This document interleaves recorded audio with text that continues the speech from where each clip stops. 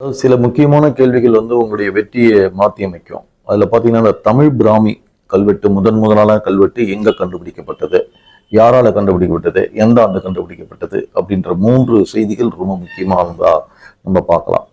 அப்போ பார்த்தீங்கன்னா, அது எங்கே கண்டுபிடிக்கிறதுனா மாங்குளம் அப்படின்ற இடத்துல தான் அந்த தமிழ் பிராமி கல்வெட்டு முதலாக மாங்குளத்தில் ராபர்ட் சீவல் அப்படின்றவரால் கண்டுபிடிக்கப்பட்டது. பேர் ராபர்ட் சீவல். அடுத்தது பார்த்தீங்கன்னா, அது 1882ஆம் ஆண்டுல கண்டுபிடிக்கப்பட்டது.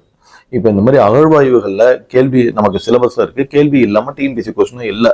அப்போ என்ன செய்யணும், நீங்கள் அந்த ஆர்கியாலஜியில் வரக்கூடிய அந்த டாப்பிக்கை முழுமையாக அட்டகாசமாக படிச்சுக்கணும்.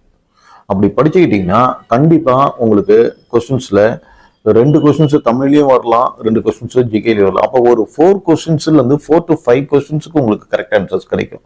பார்த்தீங்கன்னா, ஒரு கேள்வியை தவற விட்டு டிபார்ட்மெண்ட்டை விட்டவங்க இருக்காங்க, ஒரு கேள்வியை தவற விட்டு போஸ்டிங்கை தவற விட்டவங்க இருக்காங்க. நீங்கள் வெற்றி பெறணும்னா இந்த அகழ்வாய்வு டாப்பிக்கை அருமையாக படிங்க.